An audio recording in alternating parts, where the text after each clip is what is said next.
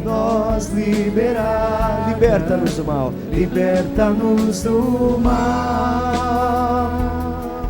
E tudo isso nós pedimos sob a intercessão de Nossa Senhora. Ave Maria, cheia de graça, o Senhor é convosco. Bendita sois vós entre as mulheres, e bendito é o fruto do vosso ventre, Jesus.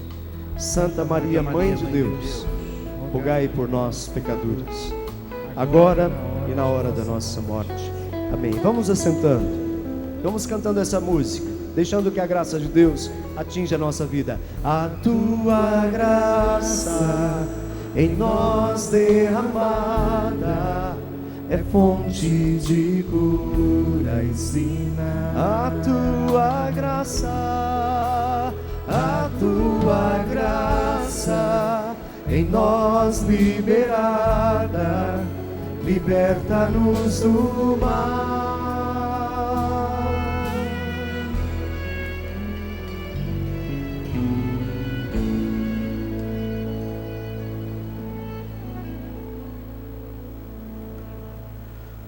Bom dia a todos vocês.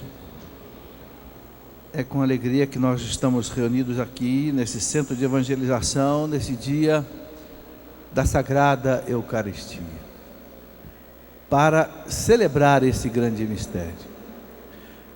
Na verdade, a Eucaristia foi instituída na Quinta-feira Santa, mas como a Quinta-feira Santa já está dentro da Semana Santa, liturgicamente não é um tempo propício para festa, mas é um tempo de contemplar a paixão do Senhor. Então a igreja não celebra a Eucaristia no sentido de fazer uma festa de louvor. Por isso a festa de hoje. A festa de hoje, sim, já depois da Páscoa, depois da ressurreição de Cristo. Então a igreja quer exaltar a Eucaristia, festejar a Eucaristia, meditar sobre ela. Gostaria de lembrar que nós estamos encerrando um tempo litúrgico muito forte, uma sequência de festas litúrgicas muito fortes. Começamos com a Quaresma, depois da Quaresma vem a Semana Santa, a Páscoa, depois da Páscoa a ressurreição de Cristo, os 40 dias do Cristo ressuscitado no meio de nós, onde o círio pascal ficou aceso, 40 dias, significando que o Jesus ressuscitou para sempre, no meio de nós, cumprindo aquela promessa que ele disse na última frase do Evangelho de São Mateus: eis que eu estou convosco todos os dias, até o fim do mundo. Não tenham medo. O Papa João Paulo II gostava de dizer: não tenham medo, porque o Senhor ressuscitado caminha conosco. Esta é a nossa esperança, meus irmãos. Essa é a nossa alegria. Esse é o nosso júbilo. O Senhor ressuscitado caminha conosco. Não importa em que situação de vida a gente esteja vivendo, Ele caminha conosco. Mesmo que você não sinta a sua presença, Ele caminha do seu lado. Não tenha dúvida disso. Esta é a nossa fé. Então celebramos aí os 40 dias do Senhor presente no meio de nós, e depois a festa da sua ascensão ao céu. Subiu ao céu, voltou para o seio da Trindade, não só como o Verbo, mas como Verbo encarnado, humanado, levando com Ele toda a humanidade para o seio do Pai, do Filho, do Espírito Santo, o seio da Trindade. Por quê? Porque a humanidade tinha deixado o seio da Trindade desde o pecado original. Desde o paraíso, a humanidade se apartou do coração de Deus. E o Cristo veio buscar essa humanidade, curar essa humanidade, reconciliar essa humanidade com Deus e levar de novo essa humanidade e colocá-la no seio da Santíssima Trindade. Por isso São Paulo diz na carta aos Colossenses: se ressuscitastes com o Cristo, buscai as coisas do alto. Porque nós ressuscitamos com Cristo, e nós subimos ao céu com Cristo, e nós já estamos no seio da Trindade com Cristo, aguardando apenas que se passe a história desse mundo, para que tudo isso se consuma. E depois a igreja celebra a festa de Pentecostes. O Senhor, chegando no céu, recebendo do Pai o Espírito Santo, diz São Pedro, derramou o Espírito Santo sobre toda a igreja. A cabeça da igreja, que é o Cristo, derrama sobre o corpo o Espírito Santo e vivifica a igreja, o corpo místico de Cristo. Mystici corporis Christi, dizia o Papa Pio XII. E depois nós celebramos a festa da Santíssima Trindade, domingo passado, não é? E agora estamos celebrando a festa de Corpus Christi, na quinta-feira após a 8ª de Pentecostes. E dia 19, sexta-feira, vamos celebrar a festa do Sagrado Coração de Jesus. E depois no sábado, a festa do Sagrado Coração de Maria. Então vejam, meus irmãos, quantas festas maravilhosas, festas litúrgicas a igreja coloca diante de nós. Por quê? Porque cada festa desta é um kairos, ou seja, é um intenso tempo de graça. Então essa festa de hoje, de Corpus Christi, o corpo de Cristo, o corpo humano de Cristo, aquele que foi crucificado, aquele que ressuscitou, aquele que está no céu glorificado, e aquele que está na Eucaristia. É dia de nós celebrarmos esta festa. E eu queria recordar rapidamente como é que tudo isso começou. Muitas pessoas já sabem, graças a Deus, mas talvez algumas não sabem. Esta festa começou lá no século XIII, na Bélgica, na diocese de Liege. Havia uma freira que se chamava Juliana de Cornilon, e ela tinha uma devoção profunda à Eucaristia. E Jesus pediu a ela que pedisse ao Papa para instituir uma festa do seu corpo, uma festa da Eucaristia. Hoje já é Santa Juliana de Cornilon.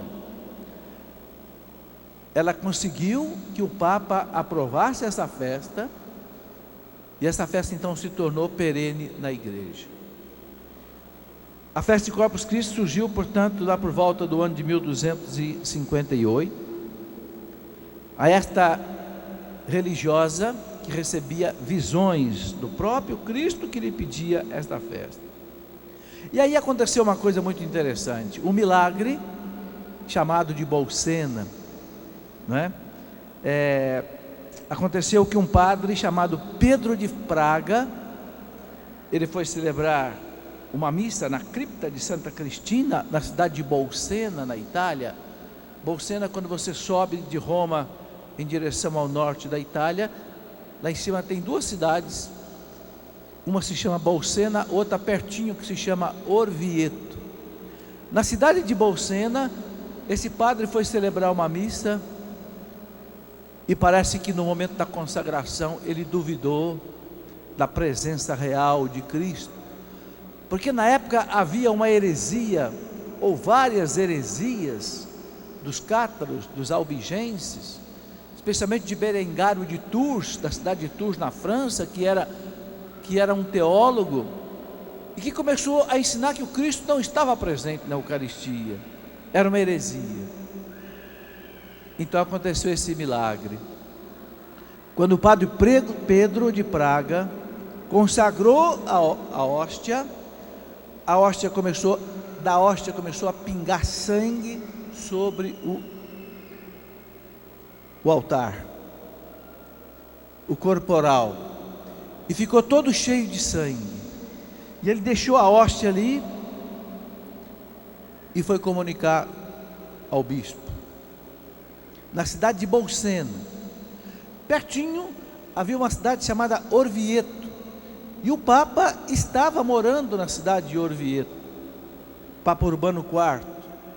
Inclusive morava também na cidade de Orvieto São Tomás de Aquino. E o Papa foi comunicado desse grande milagre, desse acontecimento extraordinário. Então o Papa mandou que trouxessem esta relíquia em procissão de Bolsena para Orvieto. E ele foi na porta da cidade de Orvieto esperar a procissão chegar com o corporal todo molhado do sangue de Cristo. Essa relíquia hoje está lá na Catedral de Orvieto. Eu pude ver uma vez uma catedral de pedras pretas e brancas maravilhosas, chamada o Lírio das Catedrais, e você tem lá num relicário este corporal. Vejam, há quase 800 anos está ali manchado com aquele sangue. E quando a procissão chegou em Orvieto, e o Papa foi encontrar com a procissão, e o Papa viu aquele ostensório, o Papa disse Corpus Christi, porque se falava o latim na época. Corpus Christi, é o corpo de Cristo. E o Papa então instituiu a festa de Corpus Christi, como Jesus tinha pedido para Santa Juliana, na quinta-feira após a 8ª de Pentecostes, ou seja, na quinta-feira depois do domingo da Santíssima Trindade. E o Papa, através de uma bula pontifícia Transitorus de Mundo, o Papa instituiu a festa e incumbiu São Tomás de Aquino, que morava em Orvieto. Nessa época, era a época de 1248 mais ou menos. O Papa pediu a São Tomás de Aquino que escrevesse o ofício da festa. E aí surgiu, meus irmãos, a festa de Corpus Christi, com o canto belíssimo que São Tomás de Aquino compôs, o Tantum Ergum, tão sublime sacramento, não é? Quase 800 anos. E a igreja então celebra tudo isso. Eu gostaria de ler aqui apenas mais alguns dados, porque isso faz parte da nossa história católica. E é bom a gente perceber que a nossa fé não vem de 50 anos atrás, de 100 anos atrás, mas a nossa fé vem de séculos, não é? Então o Papa Urbano IV, que foi Papa do ano de 1262 até o ano de 1264, que residia, como eu disse, na cidade de Orvieto, perto de Bolsena, não é? Ele então instituiu a festa no dia 11 de agosto de 1264, através da bula, como eu disse, Transitorus de Mundo, onde ele estabeleceu então a festa. Em 1290, um pouco depois, foi construída uma belíssima catedral para marcar esse milagre, a Catedral de Orvieto, com pedras, como eu disse, pretas e brancas, chamado o Lírio das Catedrais. Em 1317, pouco depois, o Papa João 22, não João 23, João 22, publicou a Constituição Clementina, com o dever, obrigando se levar a Eucaristia em procissão pelas vias públicas. Então, desde 1317, ou seja, quase 700 anos. E a partir da oficialização então da festa de Corpus Christi, ela passou a ser celebrada em toda quinta-feira, depois da festa do domingo da Santíssima Trindade. Então, meus irmãos, esta é a festa de Corpus Christi.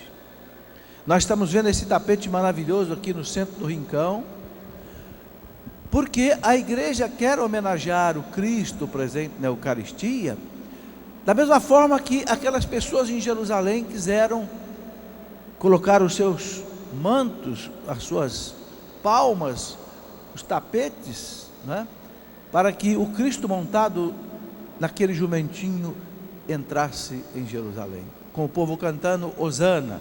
Hosana é uma palavra em hebraico que quer dizer salva-nos, salva-nos. O povo percebeu que ele era o Messias, e o povo judeu esperava o Messias. Só que eles não tinham com muita clareza como é que seria esse Messias. Para muitos deles o Messias seria assim um Messias redentor político, que fosse, quem sabe, derrubar César do Império Romano, ou colocar Pôncio Pilatos para correr. Mas pelos milagres que o Cristo fazia, Hosana, salva-nos. Essa é a tradução da palavra Hosana, salva-nos. O Senhor é o Salvador. Então a igreja, repetindo esse gesto do tapete, a igreja quer fazer a mesma coisa.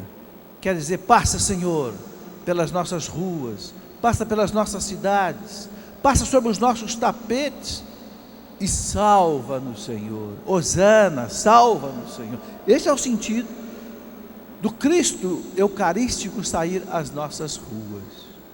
E é importante dizer que é a única festa, a única procissão do ano em que Cristo sai da igreja, sai das capelas e vai para a cidade, vai abençoar o povo.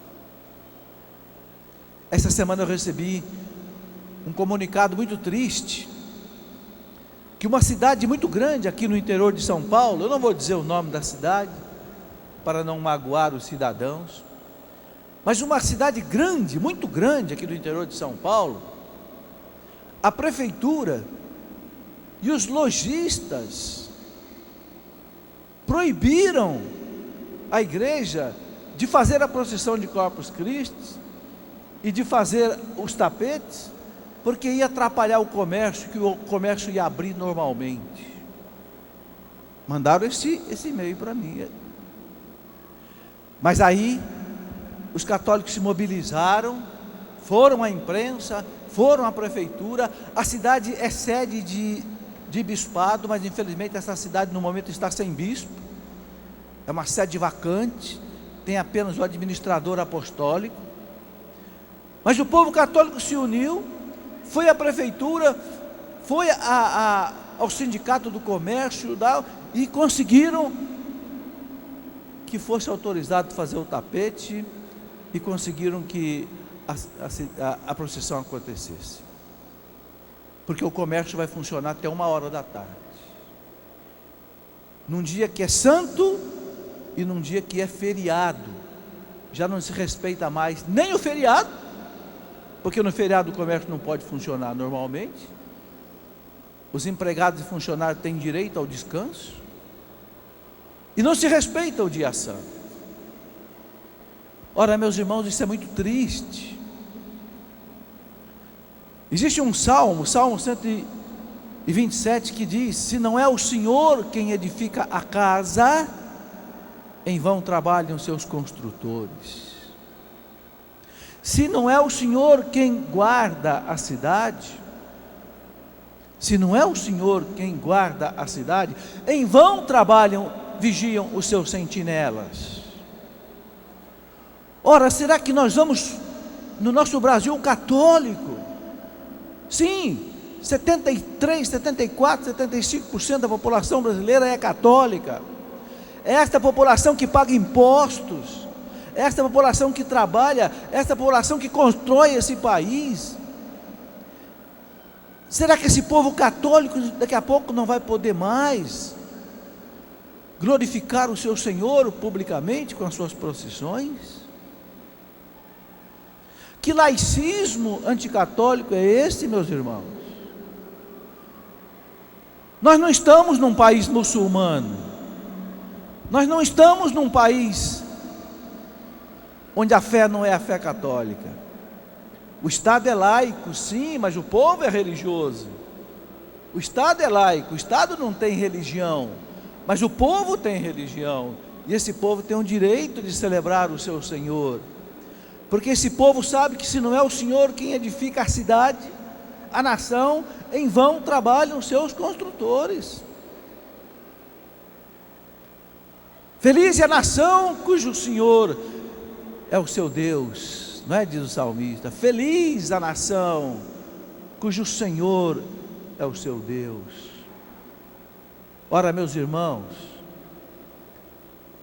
existe um versículo da carta de São Paulo aos Gálatas, Gálatas 6, 7, que diz uma coisa muito perigosa: de Deus não se zomba. De Deus não se zomba, diz São Paulo. Porque tudo aquilo que você semear, você vai colher. E a nossa sociedade começa a zombar de Deus, por amor ao lucro, por amor ao dinheiro, impede que uma procissão aconteça, impede que o Senhor do universo, o Rei dos Reis, saia às nossas ruas. Onde é que nós estamos, meus irmãos? Não podemos nos calar, não podemos nos omitir.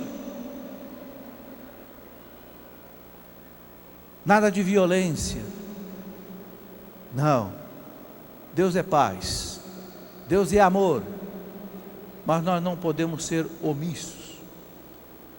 Nós não podemos deixar que uma minoria agressiva nos impeça, como católicos, de manifestar publicamente a nossa fé. É muito importante a gente dizer isso. Mas eu queria agora refletir com vocês uma coisa muito bonita. O capítulo 6 do Evangelho de São João. Quem tiver sua Bíblia, quiser até seguir, pode seguir. Não sei se vocês já notaram, o capítulo 6 do Evangelho de São João é um capítulo que tem 71 versículos. É um dos capítulos mais longos do Evangelho de São João, onde São João narra aquele discurso que Jesus fez na sinagoga de Cafarnaum. O que é a sinagoga de Cafarnaum? Nós sabemos que o templo dos judeus se chama sinagoga. Então Jesus rezava nas sinagogas, porque Jesus é judeu. E ali ele fez o discurso da Eucaristia, João 6. Mas é muito interessante, isso aqui que eu quero chamar a atenção de todos. Antes de Jesus falar da Eucaristia, fazer o discurso da Eucaristia, ele preparou o povo, e preparou especialmente os seus discípulos, para poderem aceitar esse milagre, que a nossa inteligência não consegue nem compreender, e muito menos entender. Então São João começa a contar, que na tarde, Jesus estava com a multidão, ao redor do mar da Galileia, no alto do monte, e ali Jesus fez o milagre da multiplicação dos pães. O menino apresentou para Jesus alguns pãezinhos, alguns peixinhos, e os discípulos disseram para o Senhor: mas o que é isto para matar a fome de tanta gente? Nem 200 denários de pão seriam suficientes para matar a fome deste povo. Um denário, gente, era quase que o salário de um dia, de um trabalhador. Eles disseram: nem 200 denários daria para comprar pão para todo esse povo. E Jesus disse: façam-o sentar. E o povo sentou, e Jesus abençoou, multiplicou o pão, multiplicou os peixes, e todos comeram à vontade. E diz o evangelista que ainda sobraram 12 cestos cheios. O 12 significa as 12 tribos de Israel. Depois dos 12 apóstolos, depois dos 12 artigos do credo, o 12 é um número extremamente forte, simbólico. Sobraram 12 cestos. Quando o catecismo da igreja fala do milagre da multiplicação dos pães, ele diz: o milagre da multiplicação dos pães. É o parágrafo 1135 do catecismo. Mas eu fico muito assustado de ver que de vez em quando, em alguma homilia, em alguma palestra, alguém diz assim: não houve a multiplicação dos pães, não houve milagre. O que houve foi uma partilha. Ora, meus irmãos, pelo amor de Deus, não vamos interpretar a Bíblia diferente daquilo que a igreja interpreta. Eu desafio alguém a encontrar na tradição da igreja um santo padre, um santo doutor, um papa que tenha dito: não foi milagre, foi partilha. Nunca. Essa interpretação errada, de que não foi milagre, foi partilha, é uma interpretação da teologia moderna, liberal, de teólogos modernos, mais moderno do que teólogo. O catecismo fala: o milagre da multiplicação dos pães é uma sinalização da Eucaristia. O Cristo que se multiplica nas hóstias, antes multiplicou o pão. Então, o milagre da multiplicação dos pães sinaliza a Eucaristia, diz o nosso catecismo.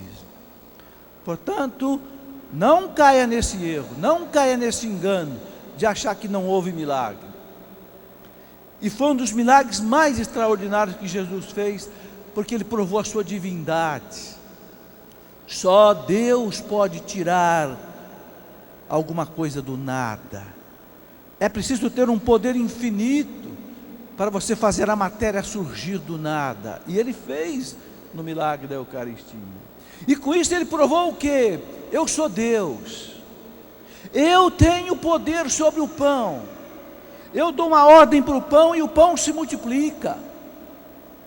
Por que ele quis fazer esse milagre antes de fazer o milagre, antes de falar da Eucaristia? Porque ele quis mostrar a todos que ele tinha um poder sobre o pão, e por isso ele poderia depois transformar o pão no seu corpo, porque ele é Deus. Então ele fez esse sinal, esse milagre.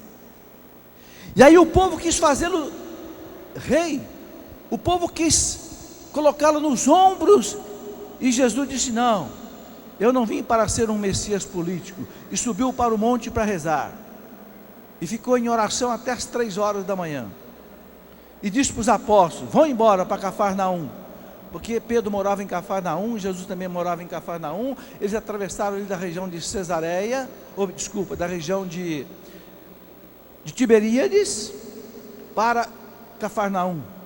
Jesus disse: vocês vão, depois eu vou.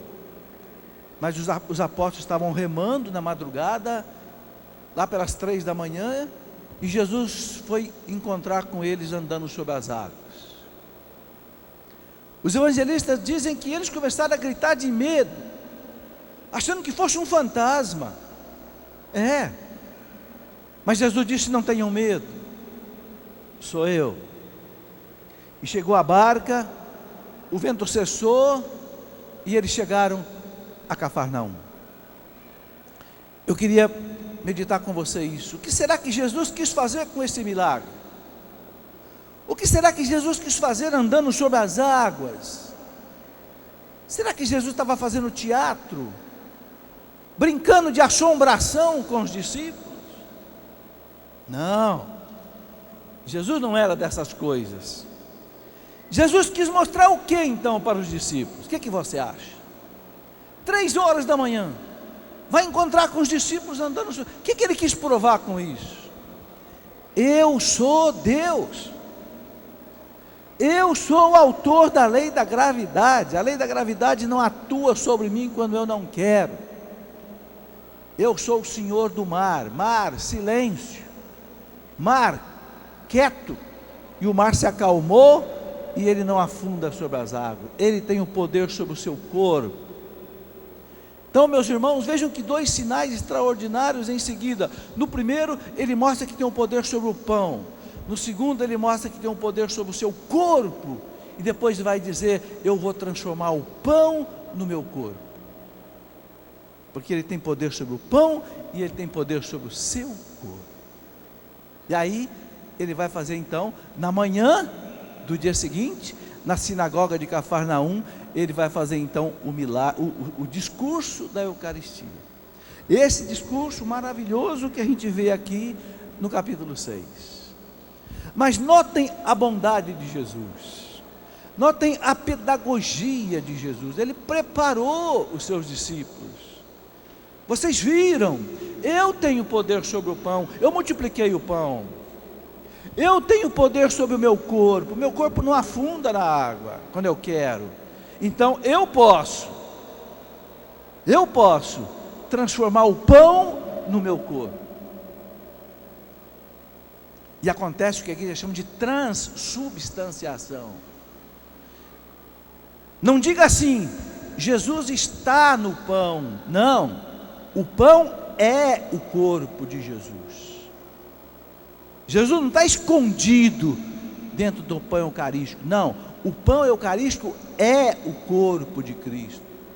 Tanto é que nos milagres eucarísticos, aquele pão se transforma em carne visível. Vocês entenderam? Porque acontece o que a igreja chama de transubstanciação. Quer dizer o que? A substância, a essência, a natureza do pão se transforma na carne de Cristo. A substância, a natureza do vinho se transforma no sangue de Cristo. A espécie continua, mas a substância agora foi transformada. Eu não sei se você entende o que é isso, substância e espécie. Eu vou tentar explicar.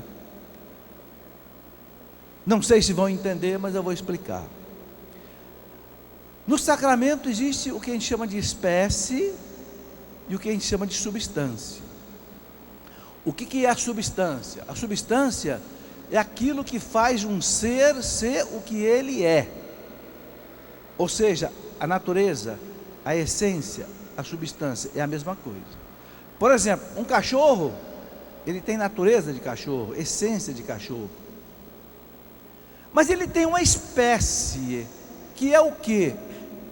É o tamanho dele, é o peso dele, é a raça dele, é a cor dele. Então você pode ter cachorro de muito tipo, mas tudo é cachorro. Por quê? Porque tem a natureza de cachorro, a essência de cachorro. Nós também. Nós homens e mulheres. Um é negro, outro é branco, outro é moreno, outro é amarelo, outro é pele vermelha. Mas nós todos somos homens e somos mulheres. Por quê? Porque temos a natureza, temos uma alma humana. Aí na alma é que está a nossa natureza, a nossa essência. A alma que você não vê. O que você vê é a espécie. Você vê a cor, você vê o peso, você vê a altura, mas você não vê a alma. Então a natureza é aquilo que você não vê. A essência, a espécie é aquilo que você vê.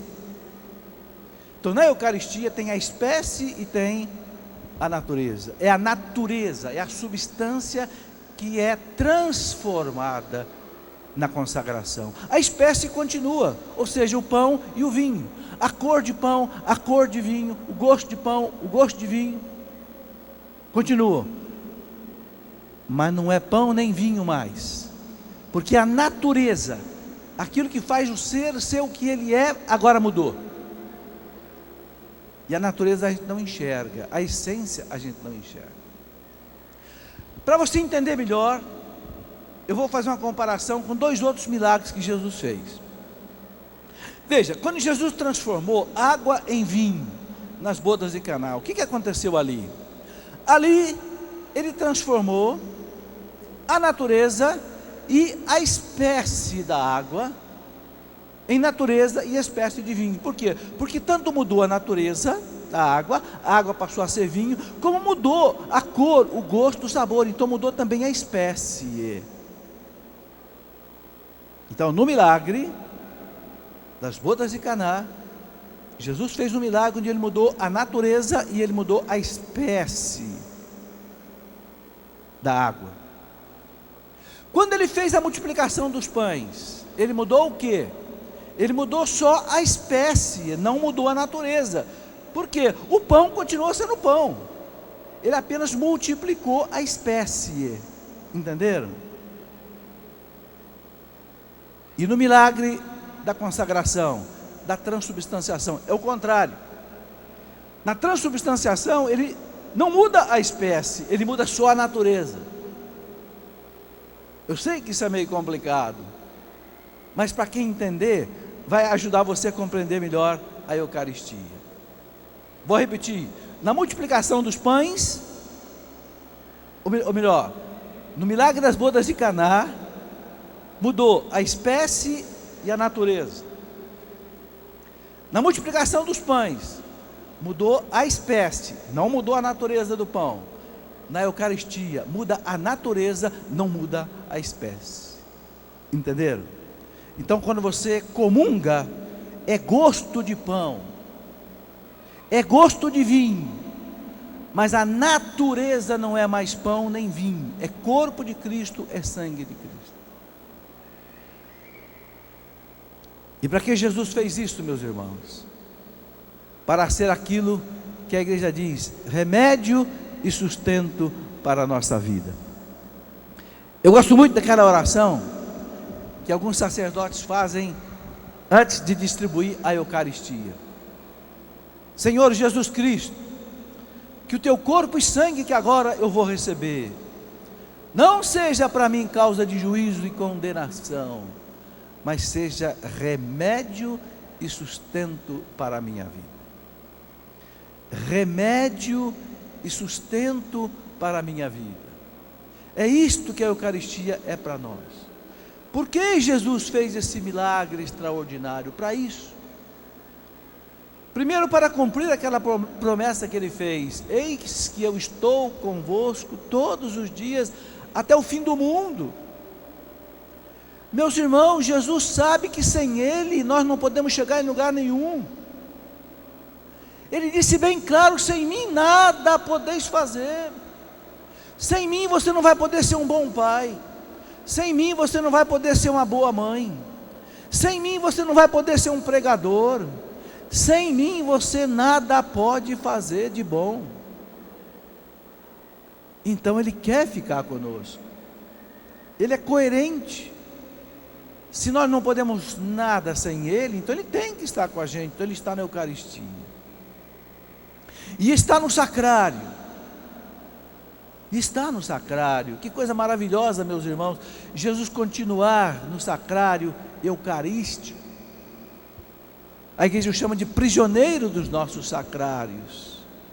Ali ele fica quietinho,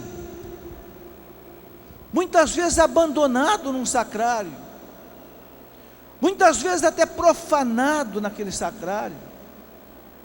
Mas que coisa bonita, meus irmãos, é o sacrário. O Rei dos Reis está ali, e está ali escondido, para que você não tenha medo de chegar perto dele, para que você não tenha vergonha dos seus pecados. Então ele fica escondido, humilde. E que coisa maravilhosa, não é ele que marca a hora para te receber, é você que marca a hora para encontrar com ele. É a hora que você quiser. Se você quiser falar com o presidente da república, vai ser impossível. Se você quiser falar com o governador do estado, vai ser impossível. Se você quiser falar com o prefeito da sua cidade, talvez seja possível, mas vai ser difícil. Mas o Senhor da glória não. Você pode falar com ele a hora que você quiser, porque a audiência não é ele que marca, nem o secretário e a secretária dele, é você que marca a audiência. É só você chegar e já ir lá para o sacrário e você conversar com ele. O Rei dos Reis, o dono do mundo, o Senhor do céu. Eu gosto de ir à missa todo dia cedo, na cidade onde eu moro, aqui em Lorena. A missa é às 15:45. Eu gosto de chegar ali pelo menos meia hora antes, para fazer um pouco de adoração ao Santíssimo antes da missa. E quanta coisa eu vejo ali naquele cantinho bem arrumado da nossa catedral de Lorena, o altar do Santíssimo. Eu fico ali rezando, daqui a pouco eu vejo que chegou uma mulher do meu lado que está chorando. Daqui a pouco eu vejo que chega um bêbado, todo sujo, todo rasgado, todo maltrapilho, e fica ali resmungando, mas olhando para o Senhor. E de vez em quando, uma mulher diz assim para mim: professor Felipe, reze por mim, porque meu marido me abandonou. Professor Felipe, reze por mim, porque meu filho está preso por causa de droga. Professor Felipe, reze por mim, porque meu marido morreu. Quase sempre são as mulheres, né? Quase sempre são as mulheres. Nunca um homem chegou para mim para dizer: professor Felipe, reze por mim, porque meu filho, minha mulher. Sempre é uma mulher. Como o coração da mulher é um coração sensível a Deus, graças a Deus. E aí, eu vejo aquela criatura ali derramar as suas lágrimas diante do Santíssimo. E é isso mesmo que nós temos que fazer. Ele é o remédio, Ele é o sustento da nossa vida. Não há, meus irmãos, escutem o que eu vou dizer para vocês, isso é a frase dita por um santo. Não há problema que você não resolva diante do sacrário. Se você for perseverante, todo dia, voltar ali e bater naquele sacrário, bater não com as mãos, mas bater com a sua oração, Jesus vai te atender de alguma forma. Pedi e recebereis, batei e abrir-se-vos-á, buscai e achareis. Mas sabe o que acontece conosco muitas vezes? Muitas vezes a gente não acredita. Será que o Senhor está me ouvindo mesmo? Será que o Rei da Glória está mesmo aí nesse sacrário? Está. Isto é o meu corpo que é dado por vós. Ele garante, a igreja te garante. Ah, mas eu não sinto nada. Ora, que importa você sentir ou não sentir? Quando você pega um anel de ouro na mão, você sente se é ouro, ou se você sente se é papel, você sente se é zinco, se é prata. Você não sente nada, mas você acredita, porque algum especialista disse para você, é ouro. Então, meus irmãos, a igreja diz para você, é o corpo de Cristo.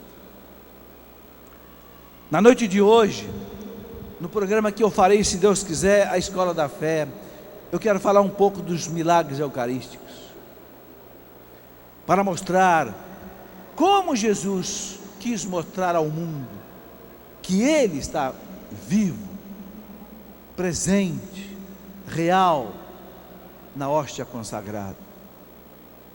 Não duvide disso. O grande São João Bosco dizia assim: se você quer muitas graças, vá muitas vezes ao sacrário. Muitas vezes ao sacrário. Se você quer poucas graças, vá poucas vezes ao sacrário. E se você não quer graça nenhuma, não vá nunca ao sacrário. É você que decide. Você quer muitas graças? Vá muitas vezes ao sacrário. Antes de você começar seu dia, antes de você correr para o seu emprego, gaste 2 minutos que seja diante do sacrário. Diga: Jesus, eu te entrego o meu dia. Glória ao Pai, ao Filho e ao Espírito Santo, como era no princípio, agora e sempre. Jesus, cuida de mim hoje, cuida da minha família, cuida do meu trabalho, cuida dos meus negócios, cuida das minhas preocupações. Obrigado, Jesus. Tchau, eu tenho que pegar o ônibus. Tchau, obrigado. Você pode ter certeza que seu dia vai ser diferente. Meus irmãos, nós quebramos a cara muitas vezes porque nós queremos, porque nós não temos fé, porque nós não acreditamos. Eu me lembro que uma vez eu estava participando de um encontro, e eu fiz uma palestra sobre a Eucaristia, e eu dizia tudo isso nesse encontro. E quando acabou o encontro, de noite, eu vi uma moça rezando na capela, diante do Santíssimo. E já era tarde, nós já queríamos fechar a capela, porque já ia todo mundo dormir. Eu disse a ela: escuta, você não vai descansar, porque amanhã nós vamos começar o dia cedo. Ela disse: eu não posso. Eu digo: por que você não pode? Depois ela me contou a história dela. Essa moça era uma prostituta. Vivia ganhando a vida na prostituição. E ela disse: eu me converti. E o Senhor me mostrou aqui hoje que Jesus está ali. Então eu não posso sair daqui. Eu não posso ir dormir e deixar Jesus aqui. Como é que eu vou deixar Jesus aqui? Como é que o Senhor quer que eu vá dormir? Se o Senhor me disse que Ele está aqui. Eu creio que ele está aqui, então eu não posso ir dormir. A mulher me disse isso. Eu disse, está bem, fique até a hora que você quiser então. Eu entendi que naquela hora Deus transformava o coração dela. É isso que falta para nós muitas vezes, meus irmãos, falta essa fé. E fé não é você sentir, fé é você acreditar. E você não acredita porque você vê Jesus, porque você sente Jesus, você acredita porque Ele disse, porque a igreja te garante. Há 2000 anos a igreja celebra a Eucaristia. Há 2000 anos o Senhor está nos nossos sacrários. Há 2000 anos os milagres eucarísticos se repetem. Nós não temos dúvida disso. E para terminar, eu quero lembrar o que Jesus diz no sermão da Eucaristia: quem come a minha carne, bebe meu sangue, permanece em mim e eu nele. Permanece em mim e eu nele. Segunda promessa: eu o ressuscitarei no último dia. A Eucaristia é penhor de vida eterna, é garantia de vida eterna. E terceiro, Jesus disse: quem come a minha carne, bebe o meu sangue, viverá por mim. Assim como eu vivo pelo Pai, aquele que come a minha carne e bebe meu sangue, viverá por mim. Viverá por mim quer dizer, eu serei a sua força, eu serei a sua esperança, eu serei a sua saúde. Vocês entendem? Eu serei a sua paz, eu serei a sua alegria. É isto, meus irmãos. Esse é o dia para nós glorificarmos o Senhor na Eucaristia. E é o dia de nós recebermos na nossa alma o remédio e o sustento que nós precisamos. Amém.